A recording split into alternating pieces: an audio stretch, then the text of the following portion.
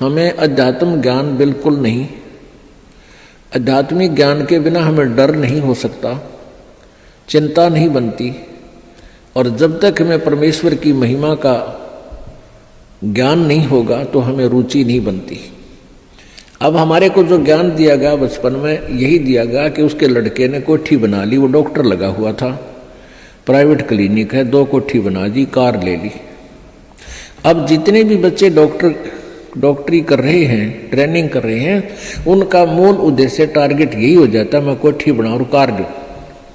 यदि हमारी एजुकेशन में ये आध्यात्मिक ज्ञान अत्यधिक प्रवेश हो तो उन बच्चों का ये टारगेट ना रहे और वो बिल्कुल बहुत जायज फीस ले, जायज काम करें और बहुत ही सस्ता ट्रीटमेंट करें, भगवान से डरने वाले होंगे। अब तो रोगी मर गया, ट्रीटमेंट के अंतर्गत अपना हिसाब बना कर देंगे, हमारा पूरा हिसाब दे जा, पैसे दे दो, ये एडवांस जमा करा लेते। बात ये नहीं है कि पैसे ना लो, पैसे तो उनके लगे हैं, देने भी चाहिए, लेने भी चाहिए, लेकिन 1 के 20 नहीं लेने चाहिए, 1 के 100 नहीं लेने चाहिए, और वो 1 रुपए की चार्ज के 100 लेते हैं। और फिर कहाँ ले जाते हैं? यही छोड़ जाते हैं। परमात्मा कहते हैं इस माया के कारण फिरा देश प्रदेश।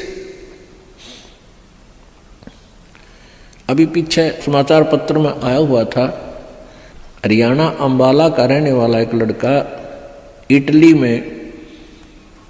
इटली गया हुआ था, वहां से वापस आया, क्योंकि वहां यहाँ की बजाय, हिंदुस्तान की बजाय वहाँ अधिक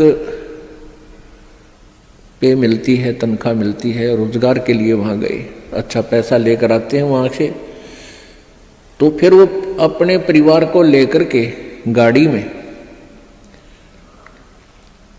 उसका अपना परिवार 3 सदस्य, एक पुत्र 2 हुए और एक भाई की पत्नी और उस भाई का बच्चा, वो 5 जावे थे पीर पूजन, पीर की पूजा करने।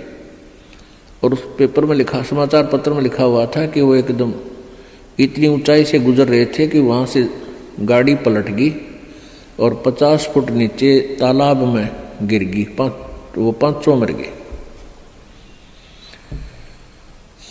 पुण्यात्मा, हम भूल जाते हैं कि ये घटना उसके साथ घट गई, हमारे साथ नहीं घटेगी।